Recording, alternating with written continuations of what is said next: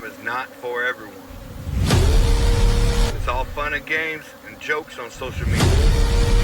But this shit is dangerous.